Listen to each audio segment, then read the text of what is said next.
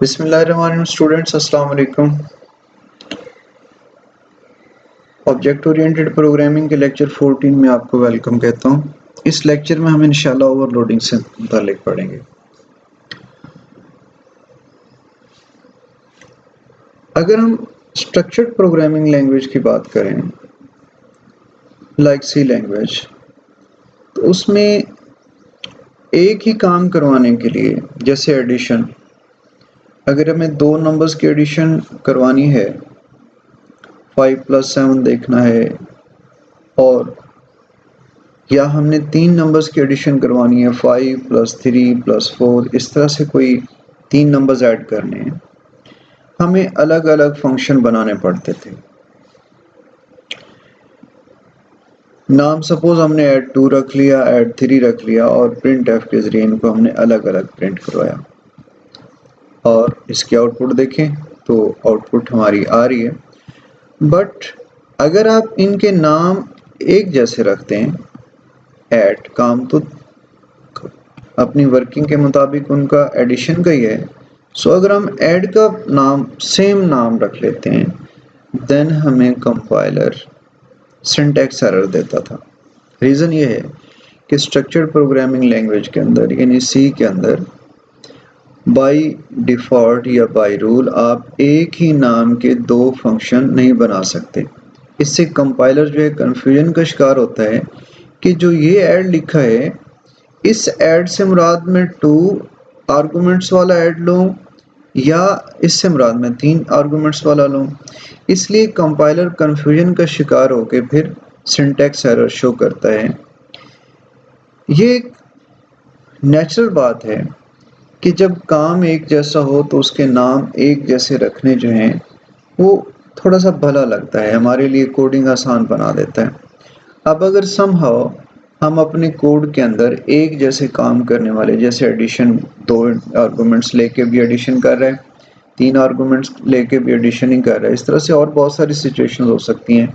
हमें ज़रूरत पड़ सकती है कि हम सिमिलर नेम्स यूज़ करें अपने कोड के अंदर, तो स्ट्रक्चर्ड प्रोग्रामिंग लैंग्वेज हमें इजाज़त नहीं देती, जबकि जो ऑब्जेक्ट ओरिएंटेड प्रोग्रामिंग लैंग्वेजेस जो हैं वो हमें इजाज़त देती हैं कि हम एक ही नाम के साथ with in single scope, with in same scope, multiple functions, multiple methods same similar name के साथ डिक्लेयर कर सकते हैं, डिफाइन कर सकते हैं।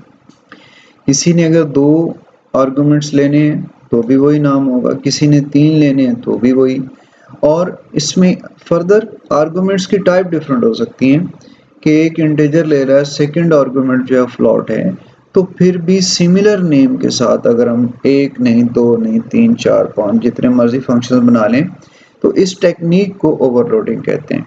मतलब क्या हुआ ओवरलोडिंग का, कि सेम स्कोप के अंदर सिमिलर नेम्स कई बार यूज कर लें आप। एक आपने बनाया नेम, एक फंक्शन एक नाम का, ओवरलोड कर दिया, दोबारा उसको रीडिफाइन कर दिया, जबकि स्ट्रक्चर्ड प्रोग्रामिंग रीडिफाइन करने की हमें सहूलत नहीं देती।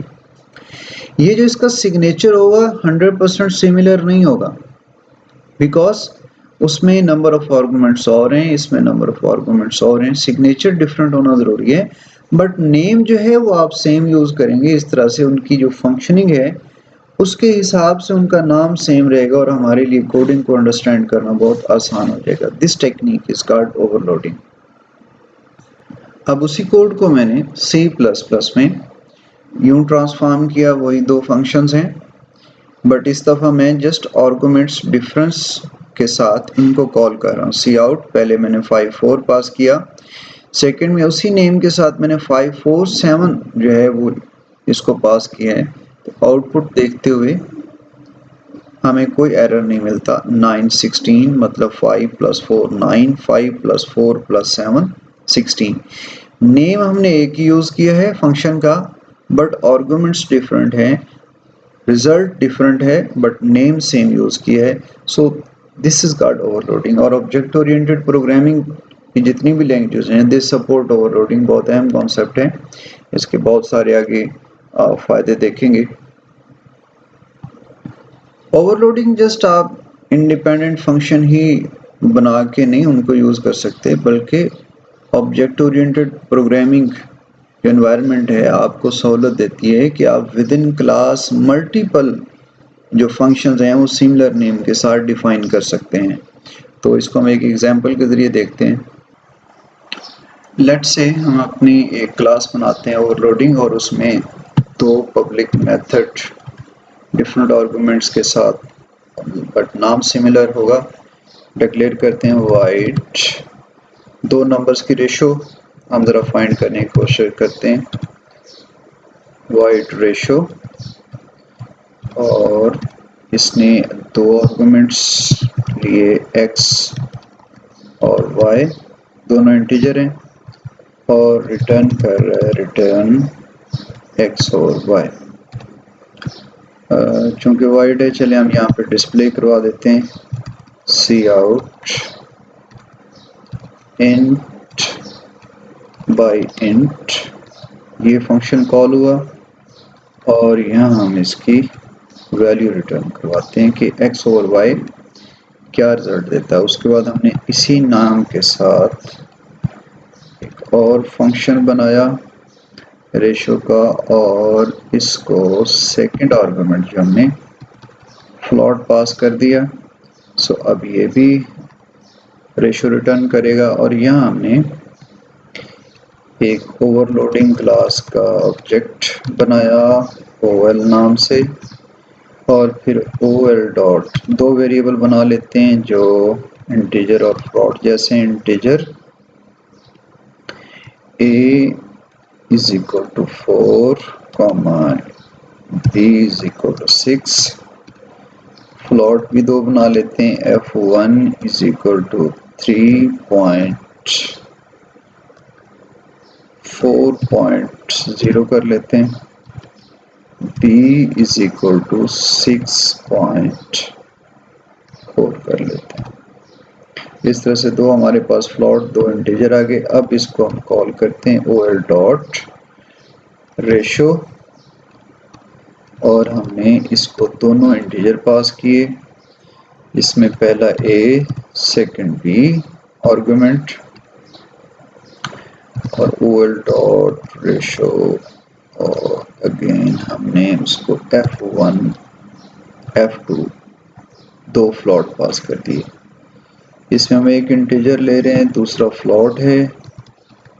सो सिग्नेचर के मुताबिक हम यहाँ पे एक इंटीजर पास करते हैं, दूसरा फ्लोट पास करते हैं, और यहाँ आउटपुट को ज़रा डिफरेंशिएट करने के लिए एंड लाइन,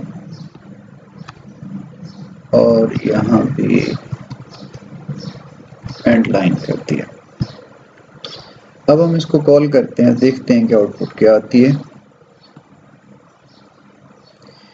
जी, तो यहाँ सिंटैक्स एरर है, डबल आना था, सो दोबारा हमने इसकी आउटपुट ली। नॉट दिस टाइम अगेन, हाँ यहाँ सेमीकोलन मिसिंग है क्लास नेम के बाद।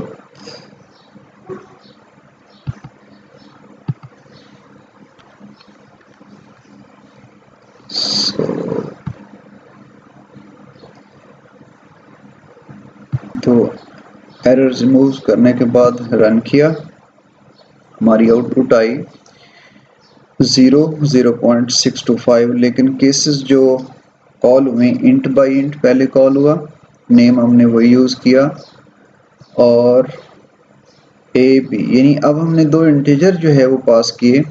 अकॉर्डिंगली नेम सेम है, बट अकॉर्डिंगली उसने उसका मेथड जो मेंबर फंक्शन जो कॉल किया है वो ये है इंट बाई इंट, रिकग्नाइज की कि आर्गुमेंट्स कौन से हैं, दोनों इंटीजर हैं, सो ये मेथड कॉल हुआ। सेकंड मेथड में इंटीजर और फ्लोट है, यहाँ हमने इंटीजर और फ्लोट रिटर्न पास किया, तो अकॉर्डिंगली उसने इंटीजर और फ्लोट का जो फंक्शन है वो कॉल किया और 0.625 रिजल्ट रिटर्न किया। अब अगर इसमें इनपुट यूँ दी जाए कि हमने दोनों फ्लोट अगर पास कर दिए तो अब भी कोई एरर नहीं आएगा।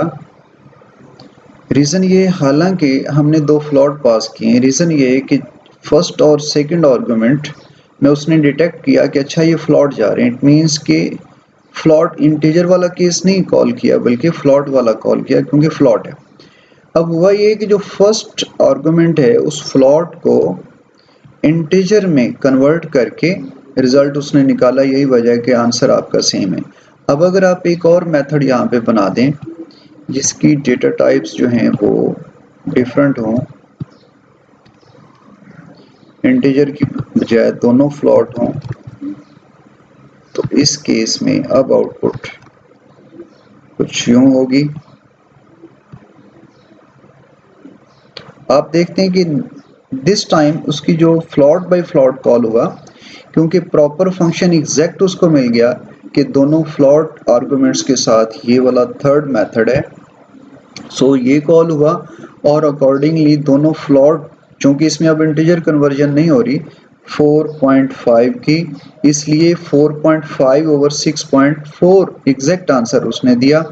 और फर्स्ट इस कॉल में चूंकि इंटीजर था इसलिए अगर हम यहाँ पे ये फ्लॉट वाला केस ना होता तो इंटीजर कन्वर्जन होके ये 4.54 में चेंज होता और आंसर होता 4 ओवर 6.4। यही वजह है कि इसका आंसर सेम आ रहा था। सो आई होप कि अब आपको कुछ आइडिया हो गया होगा कि सिमिलर नेम के साथ किस तरह से डेटा टाइप्स जो हैं आर्गुमेंट्स की चेंज करके आप ओवरलोड कर सकते हैं फंक्शंस को। अब इतना ही नहीं है, आप इसके नंबर ऑफ आर्गुमेंट्स बढ़ा भी सकते हैं। नहीं, ये तो दो थे, आप एक आर्गुमेंट के साथ, नो आर्गुमेंट के साथ और मोर देन 2 आर्गुमेंट्स के साथ ये सारी ओवरलोडिंग आप कर सकते हैं। सपोज मैं यहाँ पे विदाउट आर्गुमेंट एक लेता हूँ फंक्शन, उसको मैंने कुछ यूं, कोई आर्गुमेंट नहीं लेता और चूंकि आर्गुमेंट नहीं ले रहा इसलिए एक्स और वाई नहीं हो सकते। सो मैं यहाँ पे सिर्फ ये लिखता हूँ कि नो आर्गुमेंट केस, तो यहाँ नो आर्गुमेंट कॉल। अब अगर मैं विदाउट आर्गुमेंट कोई कॉल लेता हूँ तो अब देखें कि इस वक्त जो है उसने नो आर्गुमेंट कॉल लिए, यानी आर्गुमेंट का डिफरेंस जो है उसकी टाइप भी डिफरेंट, अगर वो तब भी ओवरलोड हो जाता फंक्शन, और आर्गुमेंट्स की तादाद जो है उससे भी फ़र्क पड़ता है। अब अगर 3 आर्गुमेंट्स में लूँ तो इसी तरह से, या एक आर्गुमेंट लूँ तभी फ़र्क पड़ेगा। मैं यहाँ पे एक आर्गुमेंट ले लेता हूँ इंटीजर का, ए सिंगल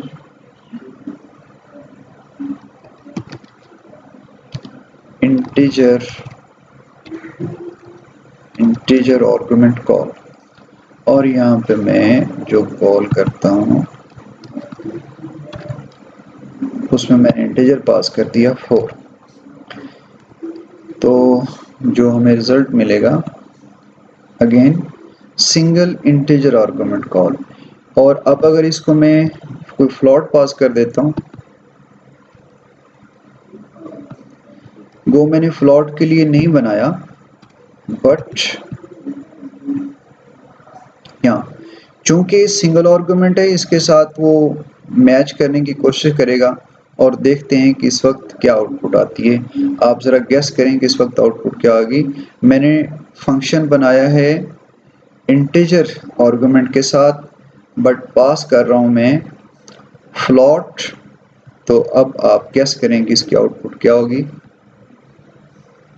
ये again single integer argument call की जो प्रीवियस हमने डिस्कस किया कि बेशक हम फ्लॉट पास कर रहे हैं मगर सिंगल आर्गुमेंट है, उसके साथ मैचिंग उसने देखा कि कौन सा सूट करता है। सो ये सिग्नेचर सूट करेगा, यानी ये आर्गुमेंट एक के साथ, चूंकि ये फ्लॉट आ रहा था उसने इसको इंटीजर में कन्वर्ट किया और इंटीजर में कन्वर्ट करने के बाद फंक्शन यही कॉल हुआ। सो आई होप कि ये कॉन्सेप्ट आपको क्लियर होगा। इसकी प्रैक्टिस करें, अपना ख्याल रखिएगा। Thank you so much. अल्लाह हाफिज़।